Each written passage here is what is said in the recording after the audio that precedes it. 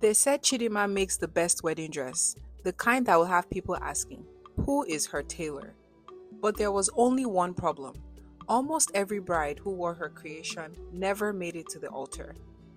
On a quiet street behind a noisy market in Enugu, there was a small shop with a faded blue sign, Stitches by Chidima. The paint was peeling, and the mannequins in the window were older than some of her customers. But if you wanted a wedding dress that made people whisper, you went to Chidima.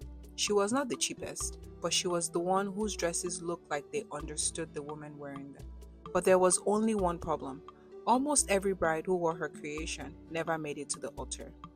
At first, it was a coincidence. One bride called off her wedding a week before the date because she needed to find herself. Another caught her fiancé cheating with her cousin. People laughed nervously. Ha, na Enugu boys, they said. But after the sixth broken engagement, the joke stopped. Market women started whispering when Chidima passed. That tailor, something is wrong with her hand. Any gown she sew, na so engagement scatter. A landlord's wife pulled her aside one evening. Chidi, my sister, maybe you should focus on birthday dresses and baby dedication. Leave the wedding gown matter. It's attracting bad luck. Chidima smiled weakly and nodded. Sewing wedding gowns was her joy. Each stitch felt like a prayer, a promise that love could be beautiful and intentional, not rushed and noisy like the market outside. But even she could not deny it. Brides came in with excitement. They left in tears. Weeks later, canceling measurements and asking if their deposits were refundable. It got so bad that one woman walked into the shop, looked around, and whispered to her friend, "If I sew here, will my engagement survive?" Chidima pretended not to hear. She threaded her needle with shaking hands.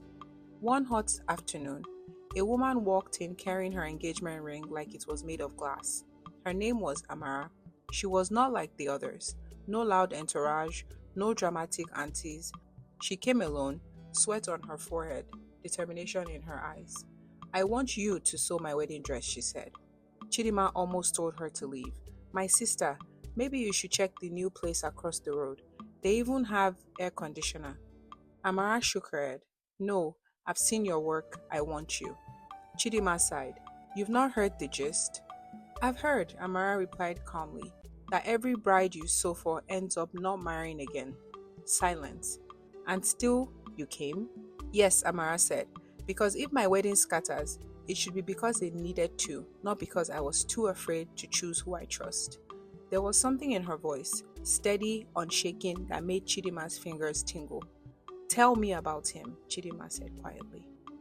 Amara smiled with happiness in her eyes. His name was Chike, engineer, calm, the kind of man that listens more than he talks. As Amara spoke, Chidima listened, not just to the words, but to the spaces between them.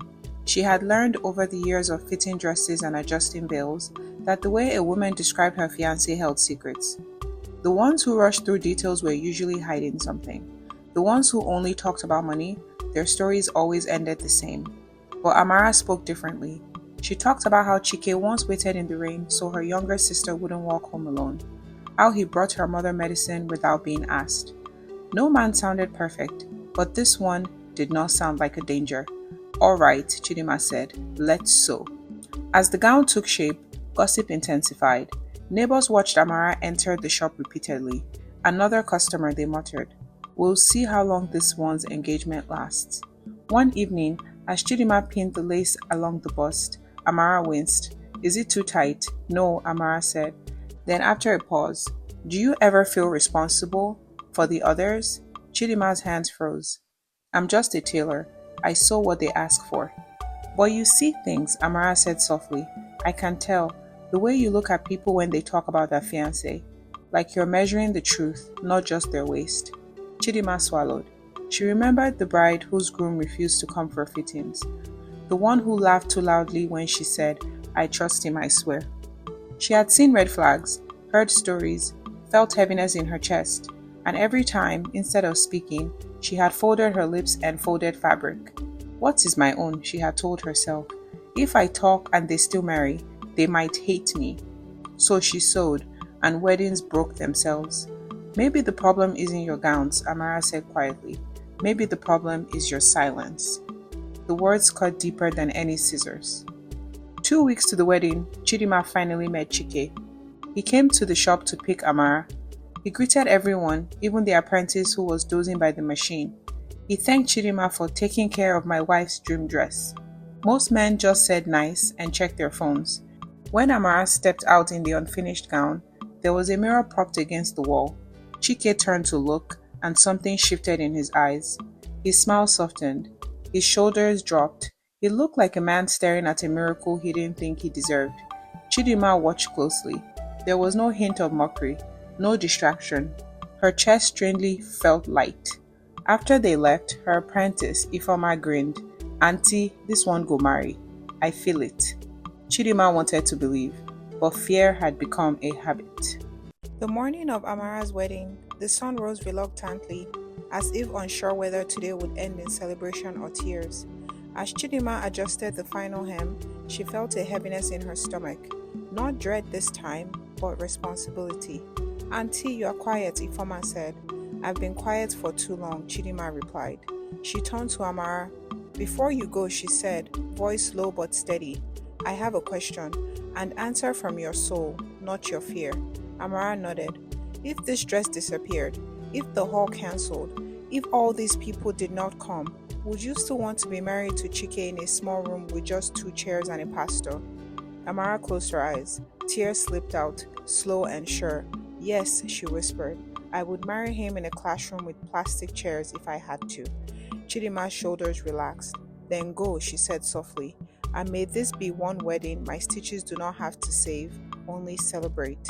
At the church, when Amara walked in, people turned, not just because of the gown, which fit her like it had been waiting for her alone, but because of the peace she carried. Chike's hand shook when he took hers. The vows were simple. No one fainted. No secret partner burst in to object. For the first time in a long time, a bride in Chidima's gown said, "I do," and actually did. Weeks later, photos of the wedding floated online. Comments rolled in. "Who is this tailor? The gown is so calm. No noise, just class." But the gossip in the market changed tone. "Yes, some engagements broke after going to her," one woman said. "But have you noticed? The ones that broke needed to break." Another nodded. Chidima started asking new questions during fittings. "Have you seen him angry? If nothing about this wedding was posted online, would you still be excited?" Some brides shifted uncomfortably. A few never came back. Others cancelled their weddings before deposits were finished. Her income fluctuated, but her sleep became deeper. One evening, as she locked up the shop, Amara stopped by with a small cooler of jollof and a sleeping baby wrapped to her chest. "You are now doing delivery service," Chidima teased. Amara laughed. "I just came to show you something." She turned the baby gently. "This is Chidima," she said, "named after the woman whose stitches did not just hold my gown, but held my courage together." She held the baby carefully, as if holding a soft proof that some patterns can break for good reasons, one honest question at a time. People still called her the Tailor of Broken Engagements, but now they said it differently, not as a curse, but as a warning and a blessing. If you are afraid your wedding is built on lies, go and sew with her. One way or another, she would make sure only what is strong remains.